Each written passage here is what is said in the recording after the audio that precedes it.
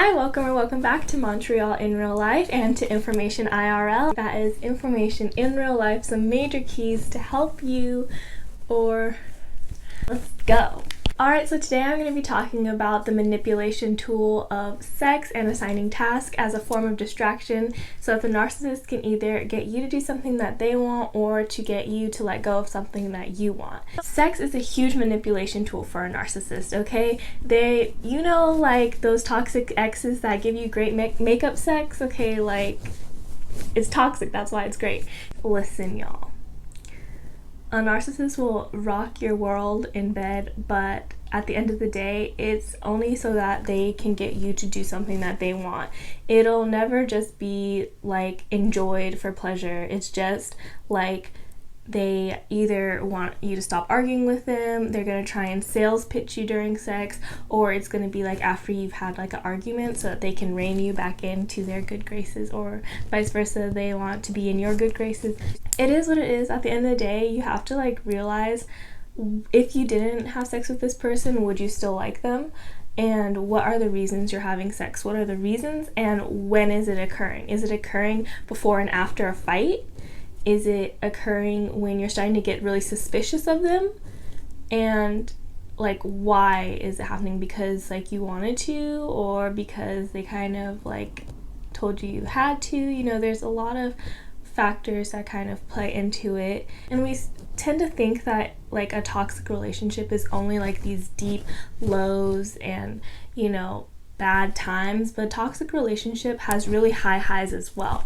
But that's part of the toxicity. So something that's really great that makes you feel so good can also be dangerous, because if it's accompanied by those bad times, it's like hills and valleys. A normal relationship, might have ups and downs, but a toxic relationship is like hills and valleys. So it's like the extent of them. So the sex is part of those hills. You're like, wow, that was really great. Like, we're really connected. Like, you think that you're on a high. You're like, yeah, like I should stay with this person because they make me like, we have such good times, except for like those specific like toxic times. Well, no, sis, all of it is toxic because they're using those highs to distract you from the lows. All right, I hope that all makes sense. I was just kind of like going on a ramble right there, but yes. Basically, just evaluate your situation and evaluate it on your own. This isn't really something that I would bring to a narcissist and be like, well, if we didn't have sex, would we still like each other? Because then they're going to start talking to you, going to start sales pitching you and distract you even further from what you're trying to see if you feel. This is a conversation that you need to have by yourself. If I didn't have sex with this person, would I like anything about them? And when is the sex occurring? Are they always giving me great makeup sex, or are we just organically finding our way to intimacy? Is it forced? You have to evaluate your situation. Okay, so going further, another way that a narcissist distracts you to manipulate you is by assigning you tasks. So this could be like, for example, like my example is, they said that they might be interested in going to therapy with me, and so it was like my job to set up the appointments, and I did, and I was going, but they like never showed up. They consistently were like just telling me to set them up but not showing, and so that was a way of distracting me, making me feel like I'm going toward, like we're working towards something, but in reality they were never ever interested in going to therapy. They just wanted me to do that so I would stay busy, so I would stay out of their hair.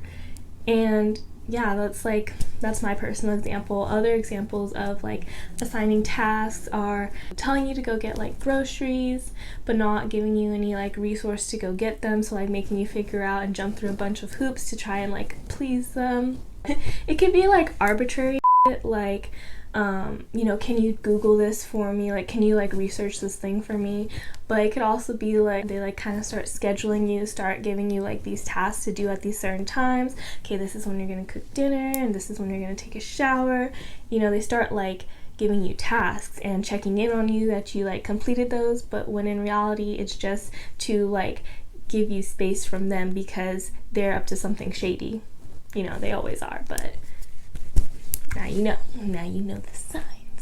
And you're most likely a generous person, generous with your time, and maybe even offer to do some of these things once in a while, but it's gonna start becoming like you're the one doing it all the time, and it's definitely, you get the sense like they're avoiding you or something, and you can tell like you're being scheduled, and I think that's like a main indicator.